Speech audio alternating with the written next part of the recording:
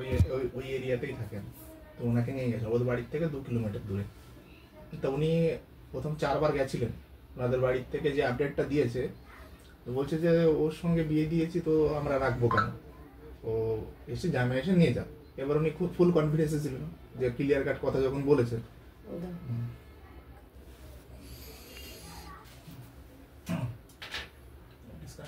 বন্ধ করবো? হ্যাঁ, ব্লুটুথটা বন্ধ করে দিলে যাওয়া যাবে।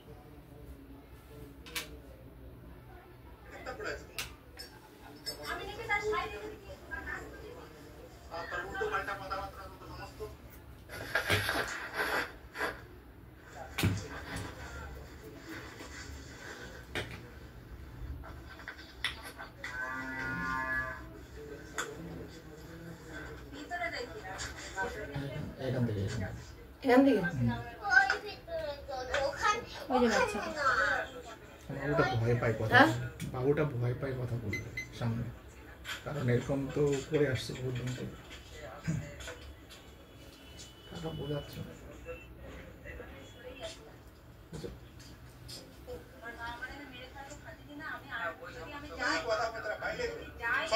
সেরকম যদি হতো আমি তোমাকে নিতে আসতাম না। তাহলে কিরকম খতরনাক সে আমাকে ভালো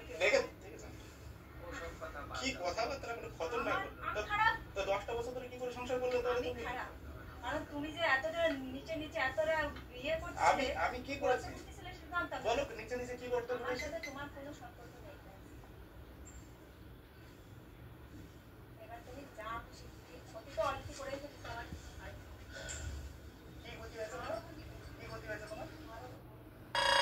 কেটে দেবো?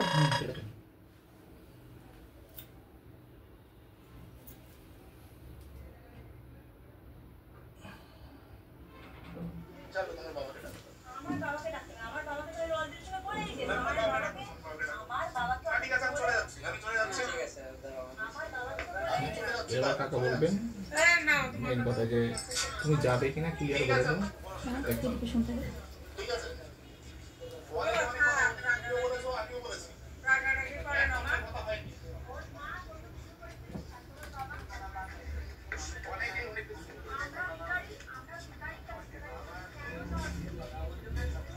শোনো, তোমার অ্যাকচুয়ালি সংসার করার ইচ্ছা নেই, তুমি সেটাই ইয়ে করো।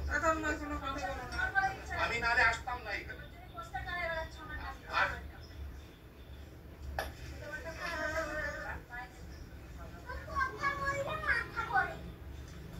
কথা বলে কার মাথা? বাচ্চাটা ওদের ভয় পায় জোরে কথা, মানে এমন একটা মানে সিচুয়েশন চলে গেছে। কি করেছি আমি? না না, কি করেছি বলো তোমার? তো শুধু ওইটাই বলবে, কিন্তু কারণটা কি সে কোনোদিনও বলবে না। বলে যে কারণটা কি, তুমি কেন মরে যাবো বিষ খাবো তুমি সংসার করবে না? সংসার করবে না সেটা তো বলছে। এবার আমরা জিজ্ঞাসা করি, আপনারা জিজ্ঞাসা করবেন কারণটা কি, এরকম কেন করছো, তার অ্যান্সার নেই। সংসার করবে না।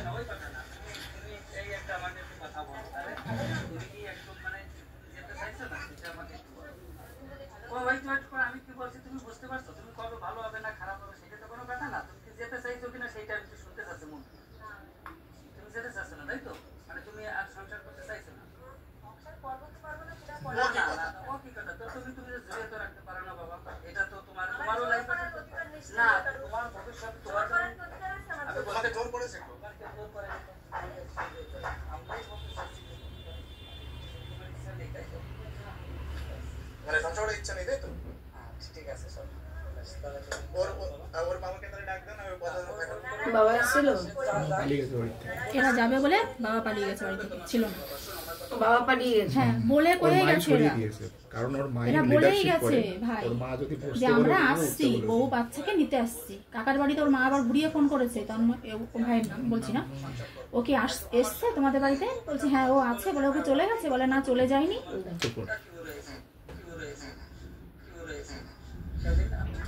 তুমি কাজ করতে যাবে কেন? আমি ইনকাম করি না? আমি তুমি এখানে ইনকাম করতে এসছো? তুমি এখানে ইনকাম করতে এসছো? তোমার ইনকাম করা লাগবে?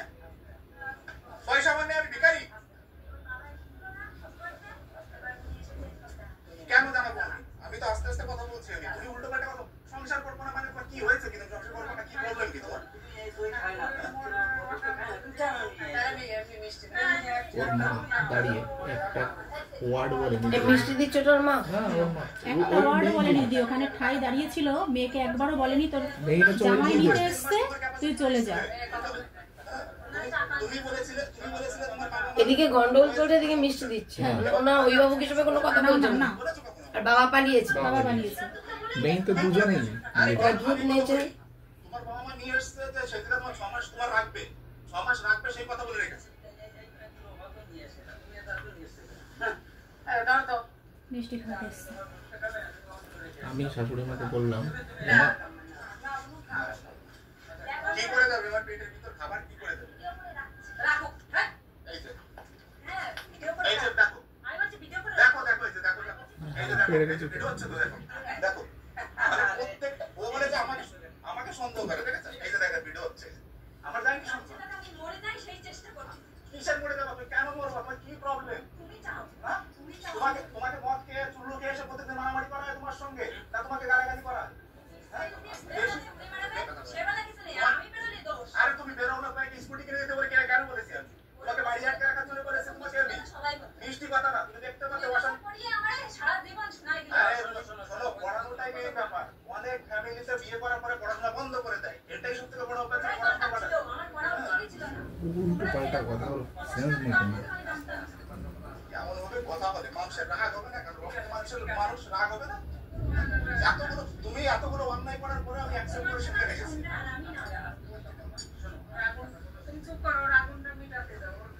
এটা কি? আমি এক মিনিট আগুন তো ওর আছে বুঝলাম। আমি 3 মাস আগে এসেছি, আমি শুধু 3টে দিন আমার বাচ্চাটাকে দেখতে পেরেছি। এই যে আসলাম আমার বাচ্চাটাকে এই যে আজকে দেখলাম আমি, আমার আগুন নেই। আমি তো কন্ট্রোলের বাইরে চলে গেলাম, আমি মরতেও ভয় পাই না, মারতেও ভয় পাই না, সোজা কথা বলছি আমি। কিন্তু আমি শুধু ছেলেটার দিকে তাকিয়ে আমি চুপচাপ করে রয়েছি। আরে ধনী করে কি আছে? যদি ওই দেখতাম না তাহলে ফার্স্ট তাহলে এই বাড়ির ভিতরে এসে আমি থাকতাম না। তাহলে ঠিক আছে, শত অন্যায় করার পরে তাহলে এক সাইডে বিচার হবে সবসময়, জানি কেন? আর ওকে যদি সাপোর্ট না করে, কোনো দিন সাহস পায় এইখানে এসে বলতে যে 3.5 মাস থাকার পরে আমি যাবো না বাড়ি। আরে কিসে তুই তাকে বিশ্বাস করে? কিসে তুই কোথায় দেখতাম পড়াইছে তোমার? তার উল্টো পাল্টা কথাবার্তা বলতে সমস্ত বেরিয়েছে? হ্যাঁ আমি ওখান থেকে না, তারপরে আছে কিছু মাস সেগুলো রেকর্ডিং করা হয়নি। ঠিক আছে, এবার কেসটা হ্যাঁ এবার সমস্যাটা শুনুন। মেইন ম্যাটারটা হচ্ছে ওর লাইভ চলছে নাকি? হ্যাঁ আমার দিকে বলছি যে পুরো সত্যটা বলবে। লাইভ চলছে বলে না না ঠিক আমি আছে, আমি এটা বলে নি। আমি লাইভ চলছে বলে অনেক মানুষ এসে প্রথমে সত্যিটা বলে, না না সত্যিটা ব্যাপার। তারপরে আবার পরে বলে যে ম্যাডাম আমি একটু লাইভে বসতে চাই, হ্যাঁ, একদম। আমি সামনাসামনি কথা বলতে চাই। এখন মুখ না দেখিয়ে বলছি সেখানে বলবে না, একদম না। আমি তারপরে ভাইকে বলবে ওটাই ক্যামেরাতে বলি। বলুন। হ্যাঁ ঠিক আছে, আমি ভাইকে ওটাই বলেছি, এটা মন থেকে করবে না। সবটা বলবি। হ্যাঁ আমি শর্ট কথাটা বলে দিচ্ছি। হ্যাঁ। মেইন আমার ফ্যামিলির যে ম্যাটারটা, আমি বহুদিন ধরে এরকম বিয়ে গন্ডগোল কত চলছে। সালে? বিয়ে আমার 16 সালে। হ্যাঁ দেখাশোনা করে? হ্যাঁ দেখাশোনা করে বিয়ে হয়েছে। আচ্ছা এবার কেসটা হচ্ছে ফার্স্টের থেকে আমরা 5 বছর ঠিকঠাক ভাবে আমরা সংসার করছিলাম। ওকে আমাদের বাড়িতে নিয়ে এসে 3 বছর পড়ানো হয়েছে। তারপরে আমাদের দীর্ঘ প্রায় 10 বছর সংসার হয়ে গেছে। এবার তার ভিতরে টুকটাক সমস্যা থাকে, মানুষের কোনো ব্যাপার নেই, ও প্রত্যেক ফ্যামিলিতে হয়, আমি ওটা ইয়ে করি না। এবার কেসটা হচ্ছে কিছুদিন আগের থেকে ওদের মা বাবা খুবই পুয়ার, মানে হ্যাঁ, দেখলাম তো বাড়ি ঘর মানে দেখলাম। মানে পুয়ার বলতে কি মানে লেভেলের নিচে পুরো। দেখলাম। এবার সেহেতু ওদের কোনো ছেলে নেই, আমি সেহেতু ওদের বলে এসেছি, আমার মা বাবার সামনে বসিয়ে বলেছি যে আপনাদের শ্বশুর কি করে? আজ পর্যন্ত আমি জানতেই পারিনি যে কি করে। পুরো বসে ও শ্বশুর ঘুরে মানে বসে থাকে? বসে থাকে, ওনার স্ত্রী ওই খিচুড়ি ফিচুড়ি রান্না করে স্কুলে গিয়ে ওই সেইভাবে চলে। সুস্থ সবল লোক, এমন না যে বয়স হয়ে গেছে বা 50 অসুস্থ, বছর তাহলে বয়স। একটা ব্যাপার থাকতো। 50 বছর বয়স, কিছু করে না। পুরো শারীরিক কোনো সমস্যা নেই, কিন্তু কোনো কাজ করবেন না উনি। ওনার ম্যাটারটা হচ্ছে এবার ওনাদের ছেলে নেই, সেহেতু আমি বলেছি যে আপনাদের যখন ছেলে নেই আপনারা বয়সকালে কোথায় যাবেন, আমার মা বাবার কাছেই রেখে দেবো আপনাদের, ঠিক আছে? বাহ। তারপরে আমি বলেছি একটা দোকান করে দেওয়ার একটা প্ল্যানিং করেছিলাম, যে এখন ওই সরকারি থেকে ঘর পাচ্ছে, তাহলে ঘরের সঙ্গে অ্যাডজাস্ট করে একটা মুদিখানা দোকান করে দিলে ছোট করে আপনাদের দুজনে চলে যাবে। তারপরে ওর বাবার অ্যাকাউন্ট নাম্বারও নিয়ে এসেছি, বলছে জামাই বলে সংকোচ করবেন না, যদি পয়সা করে যদি সমস্যা থাকে তাহলে আমার যতটুকু ক্যাপাসিটি আছে আমি সাহায্য করবো, সমস্যা নেই। আচ্ছা এত কিছু করার পরে এবার ওদের ইমিডিয়েট সরকারি ঘর এসছে, এবার 1,20,000 টাকা অ্যাকচুয়ালি ঘর হয় না, অর্ধেক হয়ে অর্ধেক রয়েছে। এবার এই মুমেন্টে আমার কাছে আমার স্ত্রী বলে যে একটা টাকার ডিমান্ড করে যে প্রত্যেক মাসে মাসে এতটা টাকা দিতে হবে আমাকে। আমি এবার হাত খরচার জন্য প্রত্যেক মাসে ওকে 1,000 টাকা করে দিই আমি। এবার এক্সট্রা যদি কাপড় বা অন্য কিছু কিনতে হয় সেগুলো এক্সট্রা আমি পে করি, ওই হাত খরচাটা থাকে ওর কাছে। এবার যখন একটা অ্যামাউন্ট ফিক্স করে আমাকে বলছে প্রত্যেক মাসে দিতে হবে, এবার আমি অতটা ক্যালকুলেশন করে দেখি না। আমি বললাম যে এত টাকা দিয়ে কি করবে? আমি বলছে তুমি কি আমার কাছে সার্ভিস করছো নাকি? তুমি তোমার স্ত্রী, আমার ক্যাপাসিটি অনুযায়ী তোমাকে আমি দেবো, কিন্তু তুমি এবার ডিমান্ড করতে পারো না। এখন আমার কাছে যদি হাত শর্ট থাকে আমি কোথা থেকে পয়সা দেবো তোমাকে? এবার তখন থেকে আস্তে আস্তে গন্ডগোলটা সূত্রপাতটা শুরু হয়ে যায়। এবার আমি অতটা ক্যালকুলেশন করি কিসের জন্য পয়সাটা চাইছে। আমি বললাম যে নিজের জন্য, কিন্তু পরে আমি ভেবে দেখলাম যে হয়তো ও নিজের হাত খরচাটা রেখে বাকি টাকাটাও বাড়িতে পাঠাবে। ভালো কথা, সেটা যদি আমাকে ওপেনলি বলতো তাহলে আমি একভাবে সিস্টেম করতাম, কিন্তু সেই কথাটা না বলার পরে আমার কাছে ক্লিয়ার করেনি এবং আমাকে মেন্টালি টর্চার করা শুরু করে দেয়। কেমন, আমার সাথে টোটালি যোগাযোগ বন্ধ। আমি যদি ফোন করি, আমরা বাইরে থাকি, আমরা শুধু কি চাই যে আমাদের কাছে ফোন করে একটু জিজ্ঞাসা করো কেমন আছো, খেয়েছো কিনা।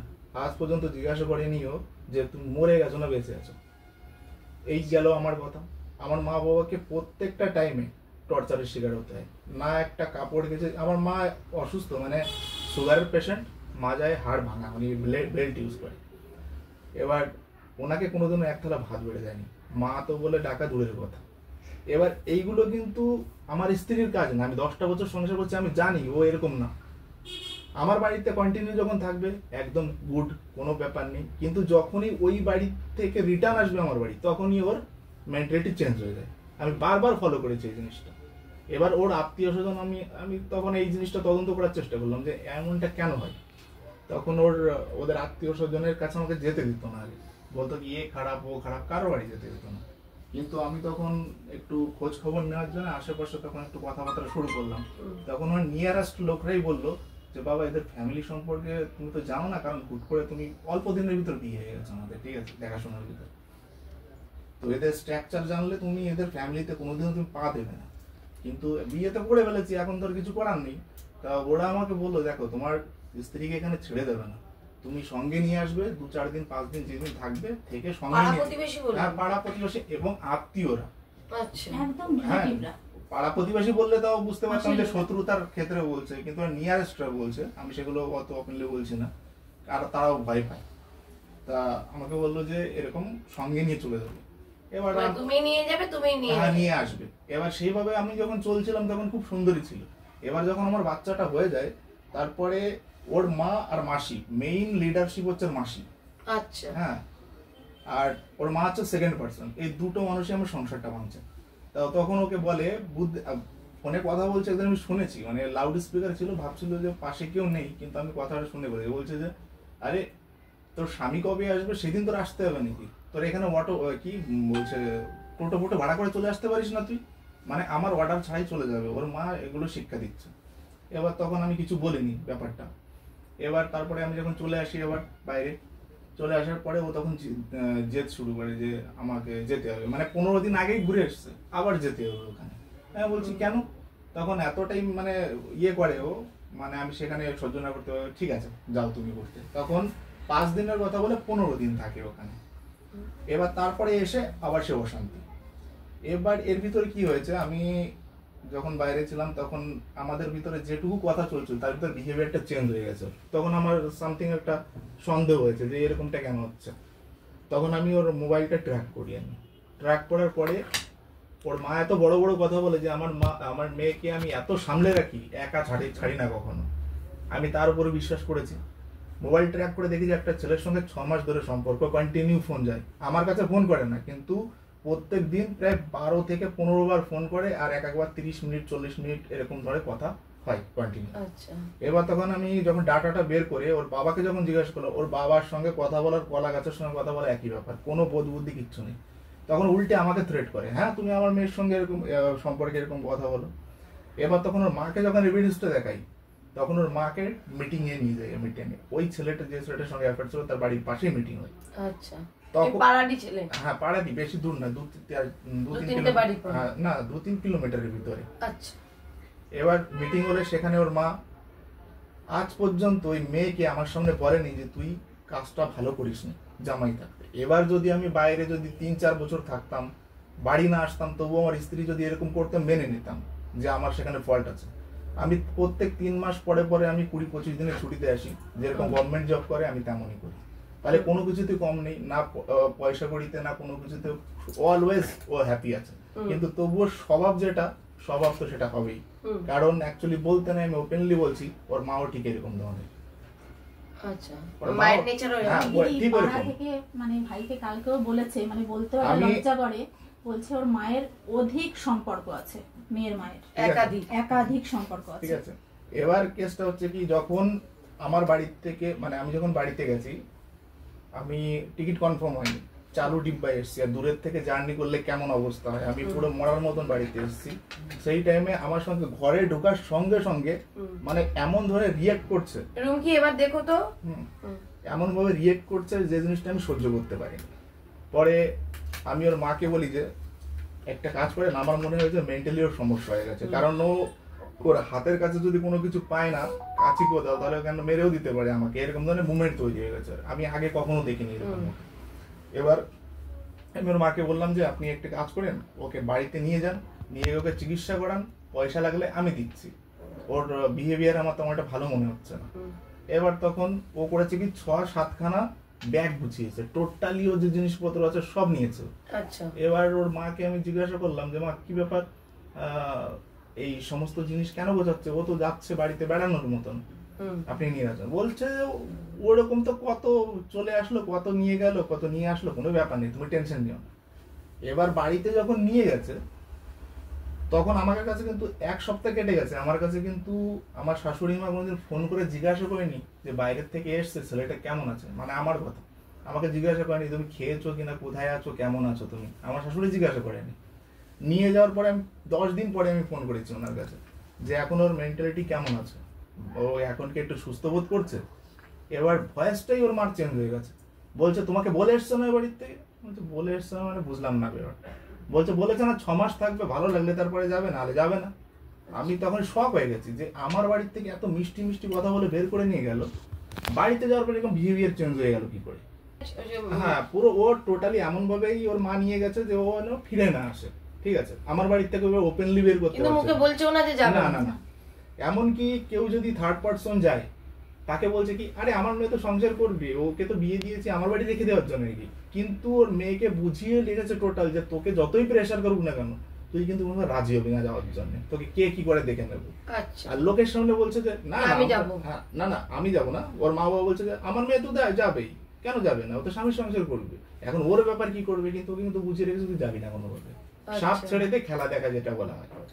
এবার ওকে করেছে কি, মানে এই ব্যাপারটা হওয়ার পরে ওর মা বাবা দায়িত্ব নিয়ে গেছে যে তোমার কিছু দেওয়া লাগবে না। আর আমার স্ত্রীও বলেছে যে আমাদের ক্যাপাসিটি আছে আমাদের চালানোর জন্য, কিচ্ছু দেওয়া লাগবে না। ভালো কথা, তোমার বাবার আছে। এবার 3 মাস 3.5 মাস কেটে গেছে, আমার কাছে পারমিশন না নিয়ে ও কাজে ঢুকিয়ে দিয়েছে এমন জায়গায়, যে জায়গায় সকালবেলা 8টার ভিতরে ও বেরিয়ে গিয়ে রাত 9টার সময় বাড়িতে আসে। যে মেয়েটার ক্যারেক্টার সম্পর্কে আমি ওর মাকে বলেছি যে একটা বে লাইনে চলছে, আপনার মেয়েকে সামলে রাখবেন, সেই মেয়েকে আমার অর্ডার ছাড়া, আমার সঙ্গে তো ডিভোর্স হয়ে যায়নি, হয়ে গেলে কোনো ব্যাপার ছিল না, কিন্তু সেইখানে তার মেয়েকে পাঠিয়ে দিচ্ছে। আর আমার বাচ্চাটা কুকুর বিড়ালের সঙ্গে বসে থাকে সেইখানে। এমন অবস্থা যে যত্নে থাকে আমার বাড়িতে, সেই ছেলেটা সহ্য করা যায় এই জিনিস? পুরো হাড় বেরিয়ে গেছে, ওকে খেতে পায় না। দেখিস দিদি ছবি দেখেছি। আর এই নেক্সট যেদিন আমি গেলাম আমি কথা বলতে, ওনার মাকে আমি বললাম, আমি গিয়ে আমি প্রণাম করেছি, যেটা আমার কর্তব্য সেগুলো করেছি নর্মালি, আমি কোনো কিচ্ছু বলিনি। আমি বলছি মা আপনার সঙ্গে একটু কথা আছে। বলছে আমার সঙ্গে কিসের কথা তোমার, যা বলবে ও বলবে, মেয়ে বলবে, মানে এরকম বিহেভিয়ার জামাইয়ের সঙ্গে। ঠিক আছে, এবার একদিন আমাকে ফোন করে বলছে যে আরে কত মেয়ে তো কারোর সঙ্গে পালিয়ে চলেও যায়, 6 মাস পরে নিয়ে এসে আবার ঘর করে কাউকে কিছু বলে না। বুঝতে পারছেন, কোনো জামাইকে যদি এই কথাটা কোনো মানে তার শাশুড়ি বলতে পারে, তার ক্যারেক্টারটা এখান থেকে বোঝা যায় যে কারোর সঙ্গে চলে গিয়ে তারপরে ধরে এসে সংসার করো, কোনো ব্যাপার নাই, কিন্তু কাউকে বলবে না। আর একবার বলো কি বলো শাশুড়ি, মানে বলছে যে এগুলোকে বলতে পারবে না। যেমন আমার বাড়িতে থাকলে রাত 1টা অবধি মোবাইল চালাবে, সেটা পছন্দ নয় আমাদের। ছেলেটাকে 1টার সময় খাবার খাওয়াবে, স্নান করাবে, এই জিনিসগুলো আমার পছন্দ নয়। তারপরে তুমি রাত করে তুমি বাড়ি ফিরলে সেটা আমার পছন্দ নয়। এগুলো ফার্স্ট অফ অল আমার পছন্দ নয় বলে এই জিনিসগুলোর বাড়িতে পুরো ফ্রি পাই। আচ্ছা ওর বাবা মা কিচ্ছু বলে না, কোথায় গেল, কি করলো কি না করলো, বাচ্চাটাকে দেখলো না দেখলো কোনো যায় আসে না ওদের। আচ্ছা এই ফ্যাসিলিটিটা আমার স্ত্রী পেয়ে যাচ্ছে। আর ওদের ফ্যাসিলিটি কি, ওদের খাওয়া দাওয়া তো মানে কি বলবো, পয়সাই নেই ওদের কাছে, ওর মা বাবা তো নিষ্কর্মা। এবার মেয়েটাকে কাজ করিয়ে ওই পয়সা দিয়ে ওদের পয়সার প্রবলেমটা সলভ হয়ে যাচ্ছে। আর আমার তো মেয়ে না, আমার একটা ছেলে, এখন 5.5 বছর মেয়েটা বয়স। শপিং মলে কাজ করতো। হ্যাঁ, সেখান থেকে আমি বের করে দিয়েছি। সত্যি কথা বলতে আমি বের করে দিয়েছি, কারণ কি আমার বাচ্চাটাকে দেখার কেউ নেই। সকালবেলা 8টার সময় গিয়ে রাত 9টার সময় যদি আসে, ও কার সঙ্গে থাকবে? ওর মলে কি জানালে? আমি জানিয়েছি এরকম ব্যাপার যে আমার ছেলেটাকে দেখার মতন কেউ নেই, আমার কাছ থেকে পারমিশন না নিয়ে আমার স্ত্রী ওখানে ঢুকেছে। তা ওরা বলছে তুমি এখন কি চাইছো? আমি বললাম যে এখনই ওকে রিলিজ করে দাও, আমি সেটা চাইছি। বলছে আপনার কি ফাইন্যান্সিয়াল প্রবলেম আছে? আমার না, আমি তাকে দিতে রাজি আছি, কিন্তু সে কোনো সময়ের জন্য আমার কাছে কম্প্রোমাইজ করেনি, প্লাস নিজের অনুমতি মানে আমার কাছে অনুমতি না নিয়ে নিজের ডিসিশন নিয়ে ওখানে গেছে। আমার ছেলেটা যার জন্য কষ্ট পাচ্ছে, এটাই জানিয়েছি আমি। কিন্তু ওরা সেটা আমি ভয়েস রেকর্ডিংও করে রেখেছি যে স্যারদের সঙ্গে কথা বলেছি, কিন্তু ও উল্টে বলছে কি আমার নামে বদনাম করেছে ওখানে। মানে অ্যাকচুয়ালি ম্যাটারটা কি হচ্ছে, যদি কারোর সঙ্গে কেউ সংসার করার ইচ্ছা না থাকে, সে একটা ছোট একটা কথাকে অনেক বড় বানিয়ে দেয়, ওর এইগুলো ব্যাপার। এর আগে মিটিং হয়েছে 2বার, মিটিংয়ে বলা হয়েছে কি অনেক লোকরা এসেছিল, বুদ্ধিমান লোকরা, টিচাররা এসেছিলেন, পঞ্চায়েত থেকে এসেছিলেন। তারা বলছে যে তোমার শ্বশুর শাশুড়ির কি ব্যাপার, তোমার মা বাবার কি ব্যাপার, আমাদের জানার দরকার নেই। তুমি সংসার করবে তোমার স্বামীর সঙ্গে, তোমার স্বামীর থেকে তোমার কোনো খারাপ কোনো সিচুয়েশন আছে, কোনো অভিযোগ আছে, তোমার একটা অভিযোগ করেছে ওর বাবা মার কথা শুনে চলে। তা আমি তখন বললাম যে বাবা মার কথা শুনে চলা তো খুবই ভালো ব্যাপার, তা একটা কথা বলো যে আমার বাবা মার কোনো খারাপ কথা শুনে তোমাকে টর্চার করা হয়েছে, এমন একটা উদাহরণ দেখাও। ওর অ্যান্সার নেই সেটা, ঠিক আছে? এই হচ্ছে ওর ব্যাপার। মেইন ম্যাটারটাই হচ্ছে এটা যে আমার বাড়িতে যেটা পায় না ওটা ওই বাড়িতে গিয়ে পাচ্ছে। আর এই যে তুমি কল লিস্টটা দেখলে যে 6 মাস ধরে কথা বলছে, দেখাচ্ছি সেটা। এই তারপরে ওই ছেলেটির সাথে বসেছিলেন? হ্যাঁ, ওই ছেলেটা ওই বাড়িতেই, ওদের বাড়ির পাশেই মিটিং হয়েছে এবং ওর মাও প্রেজেন্ট ছিল। ওর বাবা জানতো না? সেখানে এই কদিন আগে যখন বললাম আমি এই কথাটার মাকে যে আপনি তো প্রেজেন্ট ছিলেন ওখানে, আপনার মেয়ে কি করেছে, তারপরে আপনি বিশ্বাস করে কি করে ছেড়ে দিচ্ছেন তাকে 9টার সময় রাত্রেবেলা? বলছে যে ও বন্ধু ছিল। ওর মার কথা বন্ধু ছিল ওটা। তা আমি যখন বললাম যে 10টা বছর সংসার হয়ে গেছে, 8 বছরের ভিতর বন্ধুকে আমি দেখতে পাইনি, চিনতেও পারলাম না, আর 2 বছরের ভিতরে বন্ধু চলে আসলো। আর কোনো বন্ধুর সঙ্গে একটা ছেলে যে বিয়ে করেনি, অবিবাহিত একটা ছেলে, তার সঙ্গে যদি দিনের ভিতরে যদি 5-6 ঘন্টা কথা বলে আর 1350 মেসেজ করেছে SMS, আচ্ছা, তাহলে এটা বন্ধু হচ্ছে, আমাকে জানানো হচ্ছে ওর মার বক্তব্যটা বন্ধু ওটা। তাহলে লাই যদি বাড়ির থেকে পেয়ে যায় ওর মার কাছ থেকে, তাহলে স্বামীর কথা শুনবে কেন? এটাই তো ব্যাপার না? তা আমার কথা হচ্ছে এখন বক্তব্য যে আমার ছেলেটার দিকে তাকিয়ে আমি সবকিছু কম্প্রোমাইজ করতে পারি।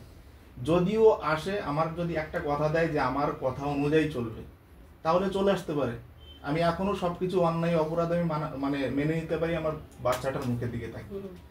কিন্তু যদি না আসে, ওই আজকে যাব না, 6 মাস পরে যাব, 1 বছর পরে যাব, ভালো লাগলে যাব, ওই কথাগুলো চলবে না। আমাকে তাহলে ছেড়ে দিতে হবে। ভালো লাগলে আসবে, না আসবে। হ্যাঁ, ওর যেদিন ভালো লাগবে সেদিন আসবে। 6 মাস থাকবে, ভালো লাগলে যাব, না যাব।